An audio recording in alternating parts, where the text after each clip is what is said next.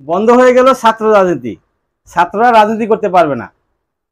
ছাত্ররা রাজনীতি করলে দেশের জন্য ক্ষতিকর, দেশের ভালো তারা করে না, রাজনীতির মাধ্যমে তারা দেশটাকে ডুবাই দেয়। এই ধরনের চিন্তা ভাবনা হয়তো ঢাকা বিশ্ববিদ্যালয়ের শিক্ষকদের ভিতরে ঢুকে গেছেন। আদারওয়াইজ তারা এই ধরনের সিদ্ধান্ত কেন নেবেন? ছাত্ররা যদি রাজনীতি না করতো তাহলে 1971 সাল হইতো না, 1969 হইতো না, 1990 হইতো না, 2024 সালও হইতো না। হয়তো এই সবগুলা সালই হয়তো ছাত্ররা না থাকলে, কিন্তু এই সালগুলোতে যেই ঘটনাগুলা ঘটছে, যেই সফলতাগুলো আসছে, সেই সফলতা কোনোটাই আসতো না যদি ছাত্ররা না থাকতো, ছাত্ররা রাজনীতি না করতো।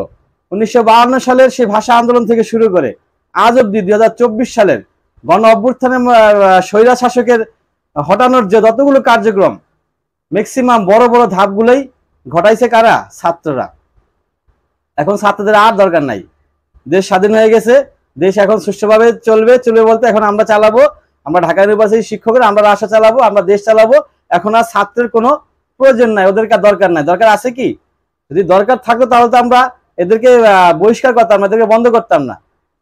ঢাকা বিশ্ববিদ্যালয়ে দলীয় ছাত্র শিক্ষক রাজনীতি বন্ধের সিদ্ধান্ত। ঢাকা বিশ্ববিদ্যালয়ের ক্যাম্পাস ছাত্র শিক্ষক ও কর্মচারীদের সব ধরনের দলীয় রাজনৈতিক কর্মকাণ্ড বন্ধ রাখার সিদ্ধান্ত নিয়েছেন বিশ্ববিদ্যালয় প্রশাসন। এই যে বিশ্ববিদ্যালয় প্রশাসনের সিদ্ধান্ত নিল, তার মানে কি বুঝতেছেন আপনারা? তার মানে এখানে বোঝা যাচ্ছে যে ছাত্রদের আর কোনো প্রয়োজন নাই।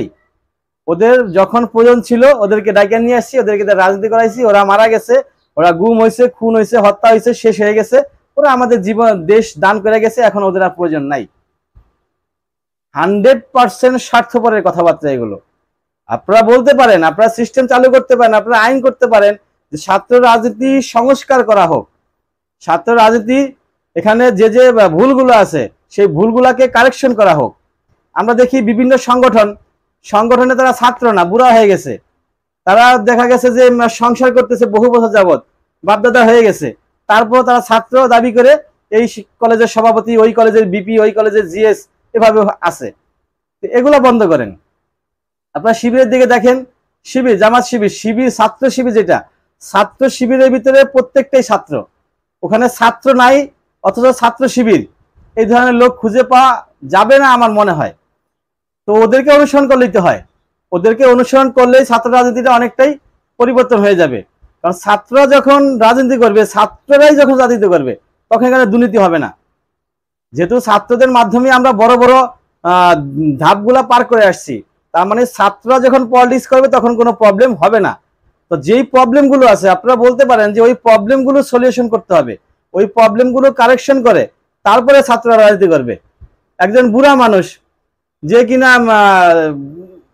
দলের একজন মেইন দলের যুব দল বা যুবলীগ বা জামাত ইসলাম, এই ধরনের যে মেইন দলগুলা, সেই দলের সে প্রায়োরিটি, সেই দলে যাওয়ার 100% যোগ্যতা সে রাখে, অথচ সে ছাত্র হয়ে বসে আছে।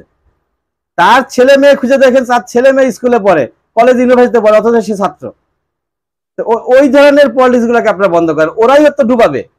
যেহেতু ও ছাত্র না, ছাত্র না হয়ে ছাত্র দাবি করে ছাত্রের সভাপতি হয়ে বসে আছে, সেক্রেটারি জিএস এজিএস হয়ে বসে আছে, সেটা অবশ্যই পলিটিক্সটাকে, এই জায়গাটাকে নোংরা করবে, ধ্বংস করবে। অতএব এই ধরনের যারা আছে তাদেরকে আপনারা ধ্বংস করেন, তাদেরকে বাদ দিয়ে নতুন ভাবে ছাত্রদের শুধু অনলি ফর স্টুডেন্ট, শুধু স্টুডেন্টকে দিয়ে কিভাবে পলিটিক্স করানো যায় সেই ধরনের সিস্টেম চালু করেন। বা আরো যদি কোনো ঝামেলা থাকে সেই ঝামেলাগুলা সলিউশন করেন, কারেকশন করেন, তারপরে ছাত্রদেরকে দিয়ে রাষ্ট্র চালানোর বা রাজনীতি করার অনুমোদন দেন, কিন্তু বন্ধ করা যাবে না।